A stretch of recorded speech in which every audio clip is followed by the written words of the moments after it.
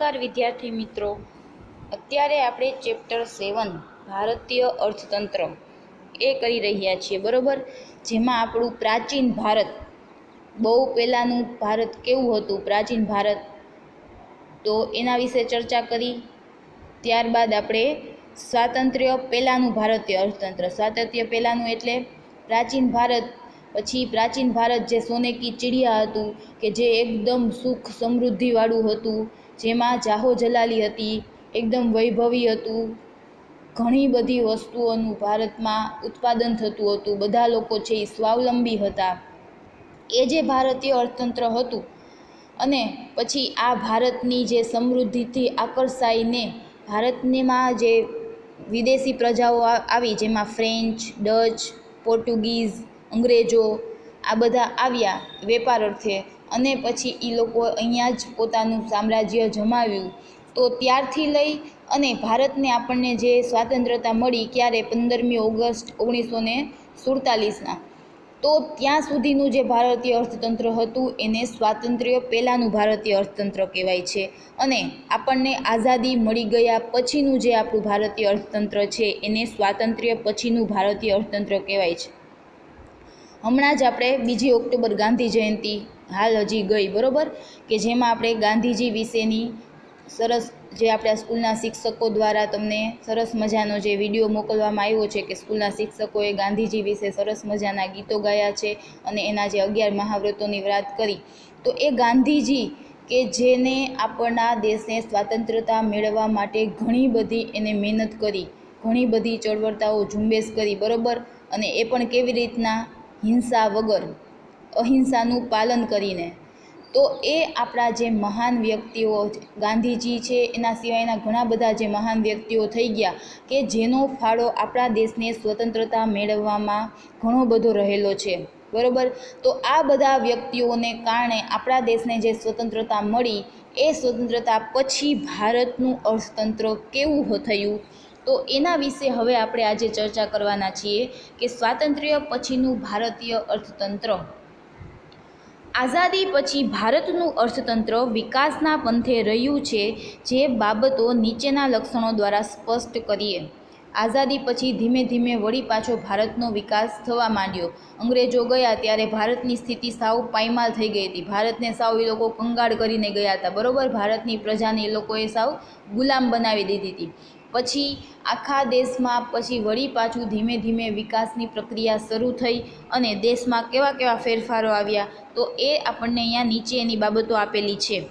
સૌથી પહેલું છે માથાદીઠ આવક.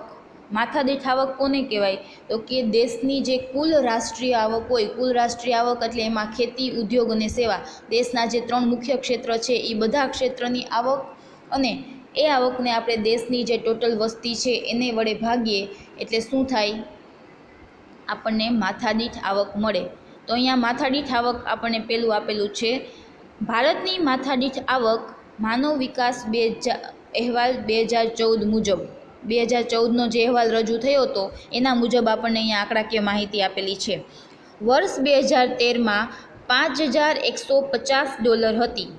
એટલે કે એક વ્યક્તિ દીઠ આવક છે એ કેટલી હતી, $5,150. જે ચીનની માથાદીઠ આવક $11,477. ચીનમાં કેટલી, આપણા કરતાં ડબલ, બરાબર. શ્રીલંકાની $9,250. અમેરિકાની તો $52,308. અને નોર્વેની સૌથી વધારે $63,909 કરતાં ઘણી ઓછી જણાય છે. કેટલી ઓછી, સૌથી ઓછી કહેવાય, બરાબર. ચીન, શ્રીલંકા, અમેરિકા, નોર્વે, અને આ બધામાં સૌથી વધારે કોની, નોર્વેની. એના કમ્પેરિઝનમાં ભારતની માથાદીઠ આવક છે એ ઘણી ઘણી ઘણી ઓછી કહેવાય. જે વિકસિત દેશોની માથાદીઠ આવકના 7થી 10 ગણી ઓછી છે. કેટલી ગણી, 7થી 10 ગણી ઓછી. અને તે પછાત દેશો કરતાં વિશેષ વધારો સૂચવતી નથી. એટલે કે જે પછાત દેશોની માથાદીઠ આવક છે એનામાં અને આપણી માથાદીઠ આવકમાં કોઈ વધારાનો ફેરફાર છે એવું કહી શકાય નહીં. આપણને આ માથાદીઠ આવકની વાત કરી, અને જ્યારે ભારત આઝાદ થયું પછી, જ્યારે વિકાસના પંથે હતું, ત્યારે પણ તેમ છતાં 2014 મુજબ અને 2013માં આ 2013ના આપણને આંકડા આપેલા છે, તો એ ભારતની ઘણી ઓછી માથાદીઠ આવક કહેવાય. એનો મતલબ એમ થાય કે ભારતનો વિકાસ તો થયો છે, પણ વિકાસ છે એ ઘણો ધીમો થયો છે. નીચે આપણને કોષ્ટક આપેલું છે રાષ્ટ્રીય આવકની તુલનાનું, જેમાં સમ ખરીદ શક્તિના માપદંડ મુજબ પેલું કોષ્ટક જોઈએ, જેમાં દેશ આપેલા છે અને માથાદીઠ આવક અમેરિકન ડોલરમાં આપેલી છે, બરોબર. સૌથી પહેલો નંબર નોર્વેનો આવે છે. આ આંકડા તમારે MCQ માટે ખાસ યાદ રાખવાના છે. બધા દેશના યાદ રાખવાની જરૂર નથી. એક ભારતના આંકડા યાદ રાખવાના અને નોર્વે જે સૌથી વધારે હોય એના અને સૌથી ઓછા હોય એના આંકડા છે યાદ રાખવાના છે. પહેલો નંબર આવે છે નોર્વેનો, કેટલી હતી? $63,909. ત્યારબાદ અમેરિકા છે $52,308. ત્યારબાદ જર્મની $43,049. ત્યારબાદ ઇંગ્લેન્ડ $35,002. ત્યારબાદ ચીન $11,477. શ્રીલંકા $9,250. ભારત $5,150. પાકિસ્તાન $4,652 અને બાંગ્લાદેશ $2,713. બરાબર. આ બધા દેશની રાષ્ટ્રીય આવકની તુલનામાં માથાદીઠ આવક આપણને આપેલી છે. હવે એની બાજુમાં છેલ્લા વર્ષોમાં ભારતની માથાદીઠ આવકમાં થયેલા ફેરફાર, જે છેલ્લા વર્ષો એટલે કે આપણને અહીંયા 2014નો અહેવાલમાં રજૂ કરેલો છે, એટલે એ પહેલાંના જે 5 વર્ષ છે, 3-4 વર્ષ, તો એની આપણને અહીંયા માહિતી આપેલી છે, બરાબર. છેલ્લા 4 વર્ષની 2011થી લઈ અને 2014 એટલે 4 વર્ષની આપણને આપેલી છે. ચાલુ કિંમત રૂપિયામાં અને સ્થિર કિંમત રૂપિયામાં 64,316 બે સરખી જ છે. પછી 2012માં 71,593 અને સ્થિર કિંમત છે 66,344. પછી 2013માં 80,388 અને સ્થિર કિંમતે 69,959. 2014માં 88,533 અને સ્થિર કિંમતે 74,193. બરાબર. એ માથાદીઠ આવકમાં થયેલા ફેરફારો છે, માથાદીઠ આવક નથી. હવે આમાં જે આંકડાકીય માહિતી આપેલી છે એમાંથી તમારે માત્ર ને માત્ર નોર્વે, ભારત અને બાંગ્લાદેશ આ 3 દેશોની તમારે યાદ રાખવાની છે. બાજુનું જે કોષ્ટક છે થયેલા ફેરફાર એ માત્ર માહિતી માટે છે. એ આંકડાકીય માહિતી એક્ઝામમાં પૂછાતી નથી. પછી છે ખેતી, બરાબર. માથાદીઠ આવકમાં ફેરફારો જોયા. હવે ખેતીની શું સ્થિતિ હતી સ્વતંત્રતા પછી? ભારત એક ખેતી પ્રધાન દેશ છે. આઝાદી સમયે ભારતની લગભગ 72% અને 2001-2માં 58% વસ્તી ખેતી ક્ષેત્રમાંથી 56.7% રોજગારી પ્રાપ્ત થતી હતી. હવે 2001નો આંકડો આપેલો છે કાઉન્સમાં, બરાબર. ભારતની મોટા ભાગની વસ્તી છે એ ખેતી ક્ષેત્રમાંથી રોજગારી મેળવતી હતી. 50%થી ઉપર એટલે અડધાની ઉપર જે વસ્તી છે એ શેના ઉપર નભતી હતી? ખેતી ક્ષેત્ર ઉપર. અહીંયા તમને વસતી એવું આપેલું છે, પણ એ વસ્તી છે, બરાબર. છે એ અડધો આવશે.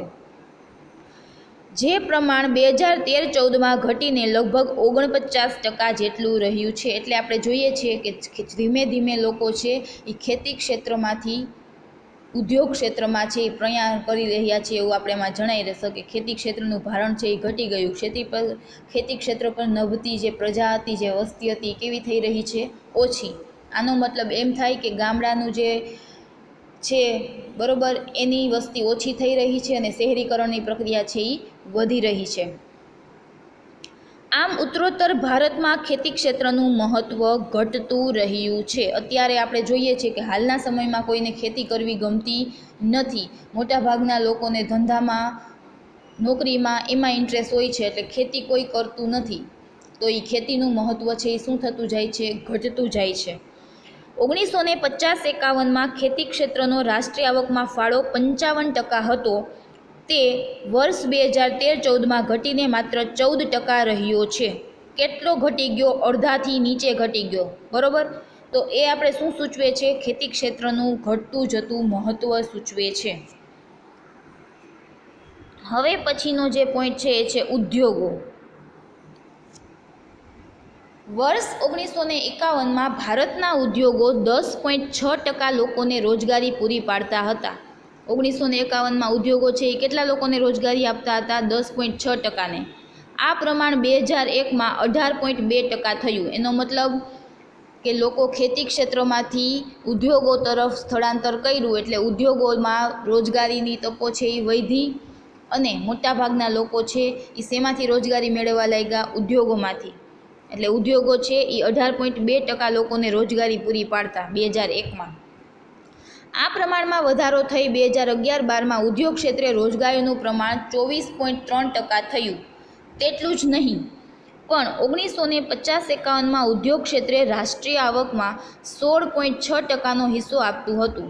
અને ઉદ્યોગનો કેટલો હિસ્સો હતો રાષ્ટ્રીય આવકમાં? 16.6%નો હિસ્સો હતો, જે 2013-14માં વધીને 26% થયું. આ ઉપરાંત ઉદ્યોગ ક્ષેત્ર વર્તમાન સમયમાં 2/3 ભાગની નિકાસ કમાણી કરે છે. અત્યારના સમયમાં ઉદ્યોગ છે એ કેટલી નિકાસ કમાણી કરે છે? નિકાસમાંથી કેટલી આવક મેળવે છે? તો કે રાષ્ટ્રીય આવકની જે આવક હોય એના 2/3 ભાગ, 3નો જે બીજો ભાગ હોય, એટલે કે ખેતી, ઉદ્યોગ અને સેવા, આ 3 છે, એમાંથી 2 ભાગ કોના ફાળે જાય છે? ઉદ્યોગોના ફાળે જાય છે. આમ ઉદ્યોગ ક્ષેત્રે ભારતનો ઝોક વધ્યો છે, પરંતુ વાસ્તવમાં ભારત ઔદ્યોગિક દેશ બની શક્યો નથી. જ્યારે રાષ્ટ્રીય આવકનો 50-51માં 15%, 1980-81માં 24%, 2000-2001માં 73.3%, 2013-14માં 26.2% હિસ્સો આપ્યો છે. આ CSO અને RBIના અહેવાલ મુજબ, એટલે આપણને કાઉન્સમાં RBI અને CSO આપેલું છે, બરાબર. સેન્ટ્રલ સ્ટેટિસ્ટિકલ ઓર્ગેનાઇઝેશન અને રિઝર્વ બેંક ઓફ ઇન્ડિયા, આ બેના અહેવાલ મુજબ ઉદ્યોગોનો ભારતમાં શું ફાળો રહ્યો છે એ આપણને અહીંયા આપેલું છે, જેની તમારે 2013 જે લાસ્ટની જે આંકડાકીય માહિતી હોય એ તમારે MCQ માટે યાદ રાખવાની છે. પછી છે સેવા ક્ષેત્ર. ઈસવીસન 1951માં ભારતના સેવા ક્ષેત્રનો કુલ રોજગારીમાં 17.3% ફાળો હતો, જે 2001માં 25.2% થયો, અને વર્ષ 11-12માં તે વધીને 27% થયો. 1950-51માં ભારતનું સેવા ક્ષેત્ર રાષ્ટ્રીય આવકના GDPના ગ્રોસ ડોમેસ્ટિક પ્રોડક્ટ 30.3% હિસ્સો આપતું હતું, જે 80-81માં 38% થયું, 2000-2001માં 50.4% થયું, જે પ્રમાણ વર્ષ 14-15માં વધીને 52.7% થયું છે. આમ આ બધા ક્ષેત્રમાં સેવા ક્ષેત્રએ અભૂતપૂર્વ વિકાસ કર્યો છે, અને રાષ્ટ્રીય આવકમાં તેનો સિંહ ફાળો છે. તો તમને એક્ઝામમાં એમ કહેવામાં આવે કે ભારતના જે 3 ક્ષેત્ર છે, ખેતી, ઉદ્યોગ અને સેવા, તો એમાંથી સૌથી વધારે ફાળો રાષ્ટ્રીય આવકમાં કોનો છે? તો એ સેવા ક્ષેત્રનો છે. પછી છે વસ્તી. વર્ષ 1901માં ભારતની વસ્તી 23.84 કરોડ હતી, જેમાં વધારો થઈ 1951માં 36.1 કરોડ થઈ, અને તેમાં ખૂબ ઝડપી વધારો થઈ વર્ષ 2001માં ભારતની વસ્તી 102.7 કરોડ થઈ હતી. છેલ્લી 2011ની વસ્તી ગણતરી પ્રમાણે ભારતની વસ્તી 121.02 કરોડ. અત્યારે આપણે ભારતની વસ્તી કેવી હોય? તો છેલ્લે 2011માં થઈ છે ને, હવે 2021માં વસ્તી ગણતરી થશે. આપણા ભારતમાં દર 10 વર્ષે વસ્તી ગણતરી થાય છે. તો અત્યારનો જે આપણે આંકડો કેવો હોય તો એ 121.02 કરોડ છે એમ કહેવાય, જે દર્શાવે છે કે ભારતમાં આઝાદી બાદ વસ્તી ખૂબ જ ઝડપથી વધી છે, અને અંદાજે 1.5%ના દરે વસ્તી વૃદ્ધિ થવા પામી છે. ભારતનો આ વસ્તી વિસ્ફોટ એક ચિંતાનો વિષય બને છે. આપણે વસ્તી વિસ્ફોટ, વસ્તીનું ચેપ્ટર કર્યું ત્યારે જોયું હતું, બરાબર, કે સતત વસ્તીમાં વધારો થાય એના કારણે વસ્તી વિસ્ફોટ થાય, અને આવડી મોટી વસ્તીને પહોંચી શકાય એટલા સામે સાધન સામગ્રી, વસ્તુઓની ઉત્પાદન ન હોય, એટલા લોકોને રોજગારી પૂરી પાડી શકે એટલા ઉદ્યોગો ન હોય, જેથી કરીને દેશનો વિકાસ તો થાય છે, પરંતુ વૃદ્ધિ વગરનો વિકાસ થાય છે. વૃદ્ધિ વગરનો વિકાસ છે એ કેવો છે? વૃદ્ધિ વગરનો. બધા જ લોકોનો વિકાસ થાય છે એવું કહી શકાય નહીં, કેમ કે દેશમાં જે આવક છે એની વહેંચણી અસમાન થાય છે, એના કારણે ગરીબ છે એ વધુ ગરીબ બનતા જાય છે, અને અમીરો છે એ વધુ અમીર બનતા જાય છે. તો આ એક દેશ માટે મોટો ચિંતાનો વિષય છે. પછી છે ગરીબી. વસ્તી વધારો થાય, લોકોને પૂરતા પ્રમાણમાં આવક ન મળે, રોજગારી ન મળે, જેના કારણે ગરીબીમાં શું થાય? વધારો થાય. ભારત નિરપેક્ષ ગરીબીની સમસ્યા ધરાવતો દેશ છે. ભારત દેશમાં વર્ષ 1973-74માં 54.9% લોકો ગરીબ હતા. આ પ્રમાણ વર્ષ 1993-94માં ઘટીને 45.3% થયું. તેમાં ઘટાડો પામીને વર્ષ 2004-05માં તે 37.2% રહ્યું અને વર્ષ 11-12ના આંક મુજબ ભારતની 21.9% વસ્તી ગરીબ હતી. આમ વાસ્તવમાં ગરીબીનું પ્રમાણ ઘટ્યું છે, છતાં ભારતની દારૂણ ગરીબીમાં કોઈ મોટો ફેરફાર થવા પામ્યો નથી. પહેલાંના સમયમાં જેટલી ગરીબી હતી, ભારત દેશ આઝાદ થયો ત્યારથી લઈ અને અત્યાર સુધીમાં ગરીબીમાં ઘટાડો થયો છે, પરંતુ એ ઘટાડો છે એમાં કોઈ મોટો ફેરફાર થયો નથી. બરાબર, એટલું જે પ્રમાણમાં ઘટવું જોઈએ એટલા પ્રમાણમાં ગરીબીનું પ્રમાણ ઘટ્યું નથી. તો એની પાછળનું કારણ એક જ છે કે વિકાસ છે એ થાય છે, પણ બહુ ધીમો થાય છે અને આવકની વહેંચણી છે એ કેવી થાય છે? અસમાન થાય છે. પછી છે બેકારી એટલે કે બેરોજગારી.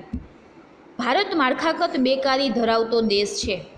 ભારતમાં વર્ષ 1951માં 73 લાખ લોકો બેકાર હતા. નેશનલ સેમ્પલ સર્વેના અંદાજ મુજબ 1999-2000માં ભારતના 7.31% લોકો બેકાર હતા, જે 2004-05માં વધીને 8.2% થયું. બેકારીના પ્રમાણમાં વર્ષ 9-10માં ઘટાડો થઈ 6.6% થયું અને તે પ્રમાણ 11-12માં ફરી ઘટીને 5.6% સુધી નીચું આવ્યું. પરંતુ ભારતની ગ્રામીણ બેકારીમાં પ્રચ્છન્ન બેકારીનું પ્રમાણ વિશેષ છે. પ્રચ્છન્ન એટલે કે કેવી? છુપી. આ બેકારી છુપી બેકારી હોવાથી માપી શકાતી નથી. આમ ભારત બેકારીનું ઊંચું પ્રમાણ ધરાવતો દેશ છે. ભારતમાં બેરોજગારી છે એ વધુ જોવા મળે છે. શું કામ? તો કે વસ્તી છે એ બહુ મોટા પાયે વધે છે અને સામે જે નવા ઉદ્યોગો સ્થપાવવા જોઈએ, નવા એકમો સ્થપાવવા જોઈએ, ખેતી ક્ષેત્રનો જેટલો વિકાસ થવો જોઈએ એટલો વિકાસ થતો નથી. માટે આટલી મોટી વસ્તીને પૂરતા પ્રમાણમાં દરેક વ્યક્તિઓને રોજગારી છે એ મળતી નથી. અને જે છેલ્લું છે 8મું, એ છે માનવ વિકાસ. ભારતીય લોકોનું જીવન ધોરણ વાસ્તવમાં વિશ્વના વિકસિત દેશોની સાપેક્ષમાં ખૂબ નીચું છે.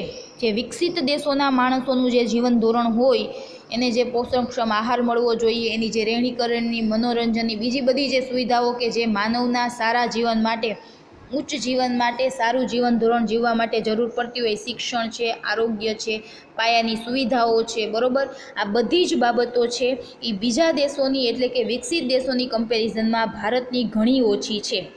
સામાન્ય રીતે માનવ વિકાસ અહેવાલ કે જેની રચના સંયુક્ત રાષ્ટ્ર સંઘ કરે છે તે મુજબ સરેરાશ આયુષ્ય, જ્ઞાન અને જીવન ધોરણ માપદંડ અનુસાર એક માનવ વિકાસ આંક તૈયાર કરવામાં આવે છે. આ માનવ વિકાસ આંક રજૂ કરતા અહેવાલને માનવ વિકાસ અહેવાલ કહે છે, જેમાં માણસનું આયુષ્ય સરેરાશ કેટલું હોવું જોઈએ, માણસને કેટલું જ્ઞાન, કેટલું શિક્ષણ મળવું જોઈએ, એનું જીવન ધોરણના જે માપદંડો છે કે એને પોષણક્ષમ આહાર છે, કપડાં છે, રોટી છે, મકાન છે, મનોરંજનની સુવિધાઓ છે, આ બધા એના જીવન ધોરણમાં સમાવેશ થાય. તો આ બધી બાબતો છે એ માનવ વિકાસ આંકમાં રજૂ કરવામાં આવે છે અને આ આંક જેમાં રજૂ કરવામાં આવે એ અહેવાલને માનવ વિકાસ અહેવાલ કહેવાય છે, જેનું આપણે 12મામાં આખું ચેપ્ટર આવે છે. બરાબર. વર્ષ 2000ના માનવ વિકાસ અહેવાલ મુજબ ભારતનો માનવ વિકાસ આંક 0.463 હતો, જે સુધરીને 2010માં 0.547, 2012માં 0.554 અને 2013માં 0.586 આંક સાથે ભારતને વિશ્વના 187 દેશોમાંથી 136મો ક્રમ પ્રાપ્ત કર્યો હતો. ભલે માનવ વિકાસ આંક છે એ ભારતનો વધ્યો, પરંતુ વિકસિત દેશોની કમ્પેરિઝનમાં ખૂબ ઓછો વધ્યો છે અને માનવ વિકાસ આંકના અહેવાલોના જે ટોટલ 187 દેશો છે એમાં ભારતનો ક્રમ ઘણો દૂર આવે છે, એટલે કે 136મો આવે છે. બરાબર. આને આપણે ઊંડાણ, માનવ વિકાસ અહેવાલની જે ઊંડાણથી માહિતી છે આપણે 12મા ધોરણમાં આનું આખું ચેપ્ટર આવે છે એમાં આપણે ભણવાની રહેશે. તો આપણે આ સ્વાતંત્ર્ય પછીનું ભારતીય અર્થતંત્ર છે એના વિશે સમજૂતી મેળવી કે 1950-51થી લઈ અને 2011-12 અને 13 સુધી ભારતનું સ્વતંત્રતા પછીનું ભારતનું અર્થતંત્ર કેવું છે, તો એના વિશે આપણે જેમાં ઉદ્યોગોમાં ફાળો, સેવા ક્ષેત્રનો ફાળો, ખેતી ક્ષેત્રનો, ભારતની વસ્તી કેવી રહી, એની ગરીબીમાં કેવો ફેરફાર થયો, એની બેરોજગારીમાં કેવો ફેરફાર થયો, માનવ વિકાસ કેવો થયો, આ બધી બાબતોનો સમાવેશ થઈ ગયો છે.